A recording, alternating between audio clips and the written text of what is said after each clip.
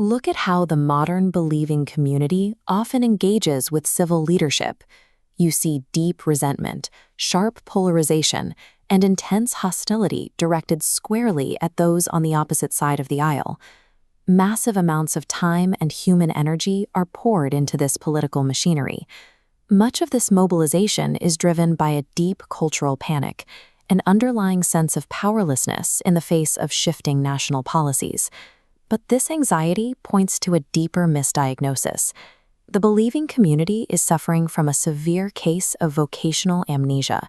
It is like an employee waking up in the middle of a factory floor with zero memory of what they were actually hired to do. By operating as angry pundits, partisan critics, and political adversaries, believers have assumed the wrong job title. The true job description is in Revelation. Believers are officially ordained as a kingdom of priests, serving the ruler of the kings of the earth. Because the church has forgotten this primary calling, it is actively disqualifying itself from the very influence it is trying to achieve. You cannot do the job if you do not know who you are. To understand this priestly role, we have to recognize the authority of the Messiah. He holds actual jurisdiction over every government on this planet. When we open our workplace manual, the Scriptures, we find explicit instructions for our assignment under his administration. In his first letter to Timothy, the Apostle Paul lays out a specific directive. He commands believers to make entreaties, prayers, and thanksgivings for kings, and for all who hold civil authority. The desired output of this labor is highly specific.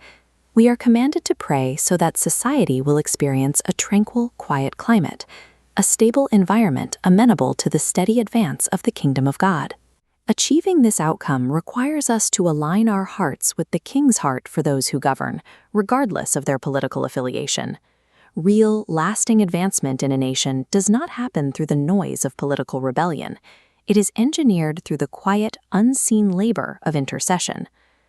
There is, however, a strict prerequisite for the job. Paul states that these prayers must be made by lifting up holy hands entirely without wrath and dissension.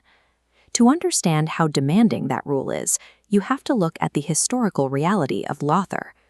The wrath Paul forbade was anger directed at the first-century Roman Empire, a godless, idolatrous regime. The early church was commanded to pray without resentment for leaders who actively oppressed, tortured, and executed them. If the early believers were required to let go of their wrath under genuine violent despotism, modern political discomforts offer absolutely no excuse to harbor anger. Resentment and rebellion act as toxic pollutants. The moment you hold on to political rancor, you contaminate your own stream of fellowship with God.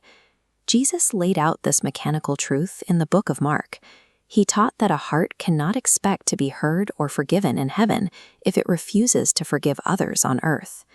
Harboring political anger is not a righteous stand. It is a critical system failure that entirely severs your intercessory power. The reason this rule is so strict comes down to the nature of God himself. An intercessor must perfectly mirror the character of the authority they are approaching.